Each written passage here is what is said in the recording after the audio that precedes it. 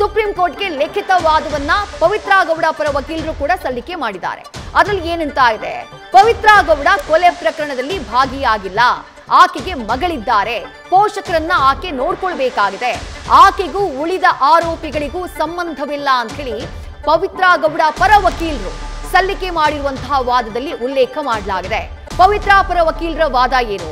ರೇಣುಕಾ ಸ್ವಾಮಿ ಅಶ್ಲೀಲ ಮೆಸೇಜ್ಗಳನ್ನ ಕಳುಹಿಸಿದ್ದ, ಪವಿತ್ರ ಗೌಡ ಈ ಪ್ರಕರಣದಲ್ಲಿ ಭಾಗಿಯಾಗಿಲ್ಲ, ಪವಿತ್ರ ಗೌಡಗೂ ಇತರೆ ಆರೋಪಿಗಳಿಗೂ ಯಾವುದೇ ರೀತಿಯಾದಂತಹ ಸಂಬಂಧ ಇಲ್ಲ. ಪವಿತ್ರ ಗೌಡಗೆ 10ನೇ ತರಗತಿ ಓದ್ತಾ ಇರೋ ಒಬ್ಬ ಮಗಳಿದ್ದಾಳೆ, ಆಕೆ ಸಿಂಗಲ್ ಪೇರೆಂಟ್, ಆ ಮಗಳನ್ನ ಆಕೆಯೇ ನೋಡಿಕೊಳ್ಬೇಕು. ಪವಿತ್ರ ಗೌಡಗೆ ಯಾವುದೇ ಕ್ರಿಮಿನಲ್ ಹಿನ್ನೆಲೆ ಇಲ್ಲ, ಆಕೆ ತನ್ನ ಜೀವನಕ್ಕಾಗಿ ಸ್ಟುಡಿಯೋ ನಡೆಸ್ತಿದ್ದಾಳೆ. ಮಗಳು ಹಾಗೆ ವಯಸ್ಸಾದಂತಹ ತಾಯಿಯನ್ನ ಪವಿತ್ರ ಗೌಡಾಳೇ ನೋಡ್ಕೊಳ್ಬೇಕಾಗಿದೆ.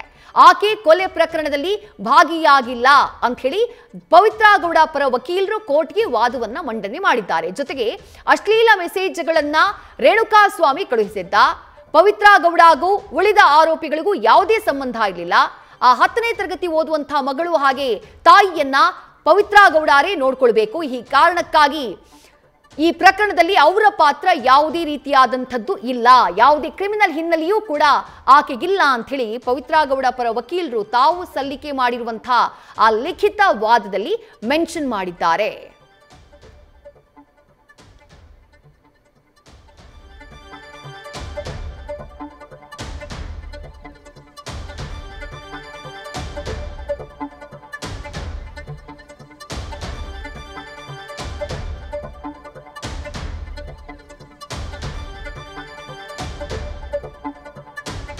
ಪ್ರಕರಣಕ್ಕೆ ಸಂಬಂಧಪಟ್ಟ ಹಾಗೆ ಸುಪ್ರೀಂ ಕೋರ್ಟ್ನಲ್ಲಿ ಈಗಾಗಲೇ ವಾದ ಪ್ರತಿವಾದ ಮುಗಿದು ಹೋಗಿದೆ.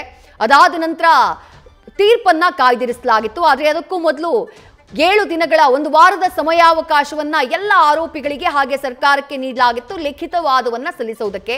ಆ ಲಿಖಿತ ವಾದಗಳು ಈಗಾಗಲೇ ಸಲ್ಲಿಕೆಯಾಗಿದೆ.